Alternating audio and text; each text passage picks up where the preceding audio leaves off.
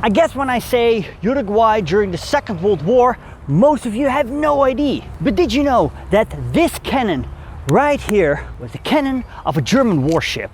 A warship that was involved in a battle right here. Well, not here, more in the waters over there, against British ships, and eventually the ship was scuttled. What was the role of Uruguay during the Second World War? That is what you're gonna learn today. Uruguay became independent from Spain in 1811, was annexed by Brazil until 1925, and then following a 3-year federation with Argentina, the country became independent in 1928. 30 years later, the United States of America established close ties with Uruguay, and these ties would play an important role during the Second World War. As of today, Uruguay is one of the richest countries in South America, sometimes dubbed the Switzerland of South America, and its origins lie in the policies of the early 20th century. In 1903, José Bache y Ordóñez became president. As a social democrat of the Colorado Party, he carried out reforms that modernized his country. The welfare state was not Bache's only innovation. He also brought about the separation of church and state and pioneered in economic nationalism and in the shift from a single to a collegiate or plural executive as an insurance against dictatorship. Much of this was achieved with the new 1919 constitution, in which church and state were formally separated. Universal suffrage was established, women got the vote in 1921, and Uruguay was the first country on the continent to adopt women's suffrage. And members of the military and the police were prohibited from activities in politics, except for voting, of course. All in all, the 1919 constitution made Uruguay more democratic, more secular, and less centralized. Yet despite all this, Uruguay would see a dictatorship. In 1929, the Great Depression kicked off, and this hit Uruguay hard. Uruguay had a highly developed economy, also Argentina had, but Uruguay's economy was very vulnerable. And the early 1930s were very hard for the country. Only Chile suffered as bad from the Great Depression. Uruguay's export products fell between 40 and 75%. In 3 years, total value dropped from 100 million to 58 million US dollars. And because the country relied on exports so much, this was disastrous. José Bache had passed away in 1929, and this had caused factionalism in the already divided Colorado Party. Military factions from both the Colorados and the rival Blancos supported the rise of the commander-in-chief of the army as elected president, Gabriel Terra. Terra dissolved competing government bodies, establishing a junta government headed by himself, and announced a constitutional plebiscite. This took place in March 1933. The following year, he issued a new constitution. Alfredo Baldomir would succeed him in 1938, and he was the president of Uruguay when World War II broke out. Now, interesting enough, there existed a Nazi plot exactly to take over power in Uruguay and make it a German colony. The person behind this idea was the Uruguayan German journalist Arnulf Fuhrmann. Now, the plot was never carried out because it was discovered by the Uruguayan authorities, and the conspirators were apprehended. Due to the rise of fascism and Nazism in Europe, political developments in Uruguay were shaped towards the end of the 1920s, and throughout the 1930s, different radical right-wing groups emerged in the country that questioned political democracy and the representativeness of traditional political parties. And although there were Uruguayan politicians that praised Mussolini's Italy or Franco's Spain, these were nothing more than expressions of sympathies, and they had no concrete plans to make fascism work in Uruguay. The Uruguayan groups and sectors that saw fascism as a revolution also considered corporatism as an alternative to liberal capitalism and socialism, and as an institutional tool capable of modernizing the economy and eradicating class conflicts.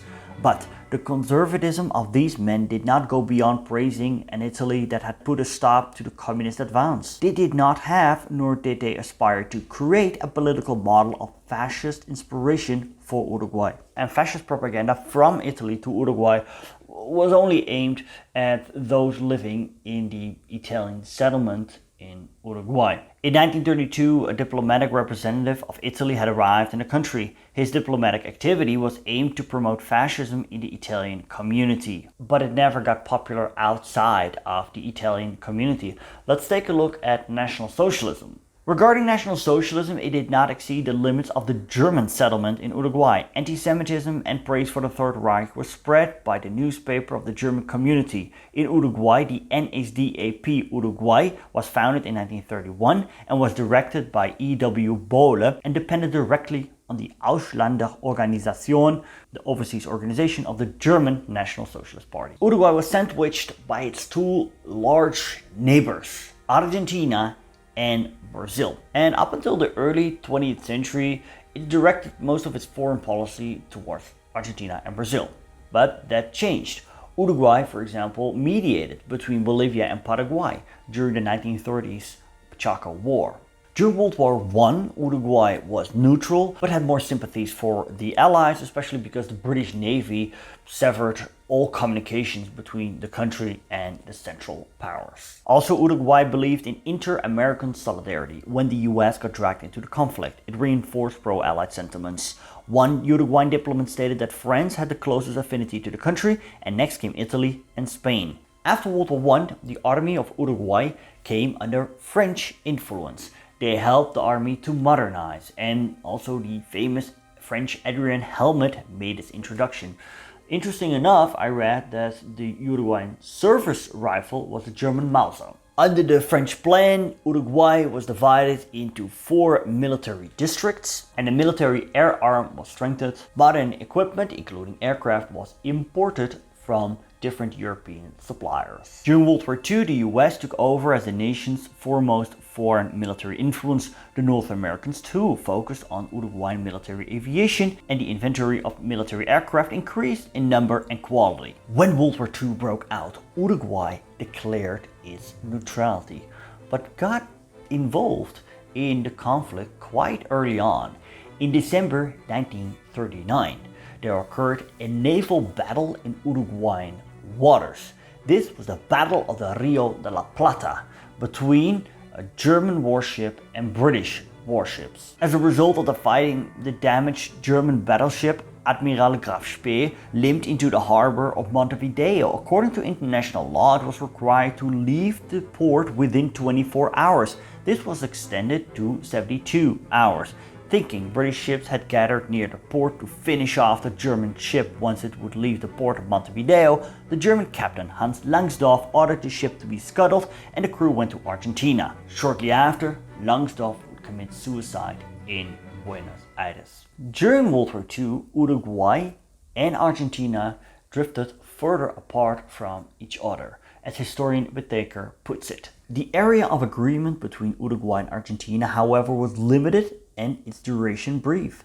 After the outbreak of World War II in 1939, the increasing intensity of ideological conflict tended to present problems of both domestic affairs and foreign relations in terms of a choice between democracy and totalitarianism, between the peace and freedom-loving nations and the Axis. It was a slow process, not completed until after Hitler's invasion of the Soviet Union and Japan's attack on Pearl Harbor. During its course, Uruguay and Argentina moved further and further apart. After the 1939 incident, Uruguay assumed a more pro-Allied stance. The following year, investigations of Nazi sympathizers within the country began, and in 1942, Uruguay broke off diplomatic relations with the Axis. In that year, Uruguay got a new constitution, and in the following year, Valdomir voluntarily held elections and gave up power, but the continued dominance of the Colorado Party was ensured.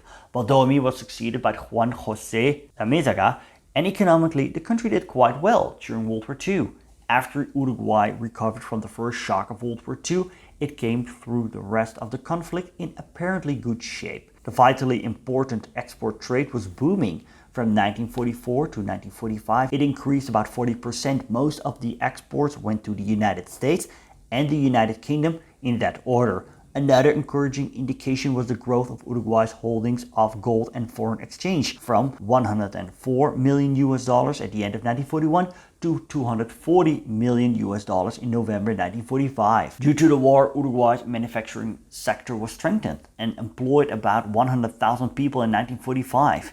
In that year, Uruguay formally signed the Declaration of the United Nations, and on the 22nd or the 23rd, I read two different dates, 1945, Uruguay declared war on both Germany and Japan. It would not commit troops to the war effort. Politically, the country was once more a stable democracy led by the Colorado Party. The competing pro-Axis Herrera faction of the Blanco Party never established any form of power. Closer wartime cooperation with the United States gave the country more international prominence. I want to thank Silver for providing sources for my research. Thank you so much. You can see a link to his YouTube channel and Reddit in the description. Thanks to my patrons, you see their names on the screen, and a special thanks to Rainy Bechtel, Thomas Sabiega, Damian Wallace, Connor, Marcus Kaas, Nick Terranova, Mark Littlehill, Justin Trebell, Tanya Dixie, Susanna Di Bella, Fabrizio, Robert Meehan, David H. Ovett, Wayback History, Michael Prusi, Daniel Holland, and Marcus Fielding.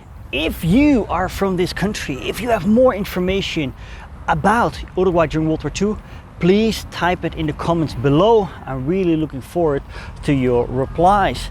But apart of that, I think the story of Uruguay during World War II is pretty boring because not much happened here except for the battle over there. We see a remnant of right here. And you know, if you want to learn about another boring story about a country in World War II, check out the video about Argentina World War II. I warn you, it's boring. But I also have an exciting story of a country in World War II, and that is Peru in World War II. Click here. Thank you so much for watching, and best wishes from Montevideo, Uruguay.